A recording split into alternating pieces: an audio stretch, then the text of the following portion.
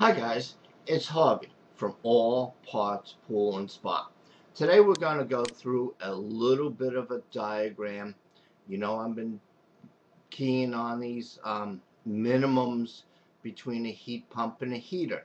Again, you got to read and understand all your manuals. All right, that's the minimum you got to do. Okay, here they got a multiple system. They must have a controller because they have a pool and a spa. All right. Come over here into the pump. Remember, this is a good picture of minimum 4 times your pipe diameter before any 90 or valve.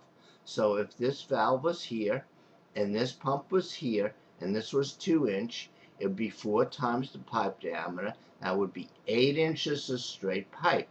Keep in mind that is minimum. All right. I like 6 to 8 times. If you have this type scenario and the pump is buttered up against right here, it is wrong.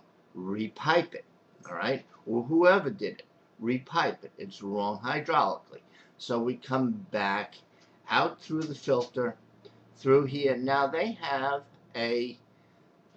a solar. So what the system does is when it's warm enough, it turns off the flow going this direction and it goes through the solar. All right.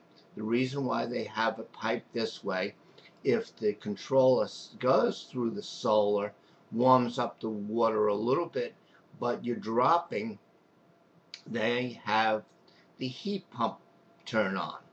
Now, if the solar and the heat pump can't keep up with it, the gas heater turns on and keeps your pool or spa warm. This is a perfect scenario. But I don't really agree with this drawing totally. I think they fell down. This, again, my personal opinion. But, and I wanted to remind you about these minimums. Now, keep in mind, if this was the front, you made this the front of the heater, you have to read your heater's manual, because that heater, to pull out a tray or anything, might need 3 feet to pull.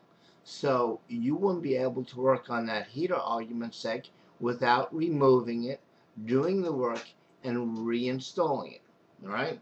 So water comes out through here, through the heat pump. Yes, they have a check valve here, which is great. One thing they didn't do that I agree, and please email your thoughts, they have a pool return and a spa return. So it's a dual unit. Say argument's sake, they don't show how they're chlorinating the system. They're probably chlorinating the system somehow. But say argument's sake, we have an inline chlorinator, okay? We have maybe a spillover here valve or whatever.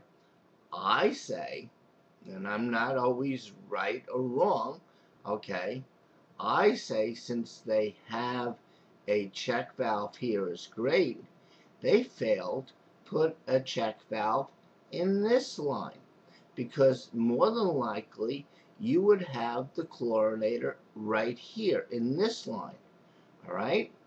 Because you'd want to see it water all the time. All right. So this way here, this what turns on the pool or spa. This is probably for we're making this for a spillover, so it doesn't rob all the water. Okay. This is probably a spillover. So if you put a chlorinator right at this line, you would need a acid check valve right here. All right. The reason why is because if you put a chlorinator here, right here, the chlorine gas can back up and attack your gas heater. It's not going to attack your heat pump because you got a check valve here, but there is no check valve in the system for this heater if you put a chlorinating system right here. All right. So I just want to show you this scenario. This is a heat pump and this is a gas heater. There are minimums. I see it so many times when the heat pump's right here and the gas heater was within 2 or 3 inches. It is wrong. Again, I am Harvey, All Parts Pool and Spa. I say all the time, read and understand all your manuals. I don't care who installs it. Read and understand all your manuals. Follow town codes. Make sure you know where your disconnects are. You try your disconnects once a month. You try your breakers once a month. You try your gas valves once a month. Alright? So, a good little picture. Alright guys, take care.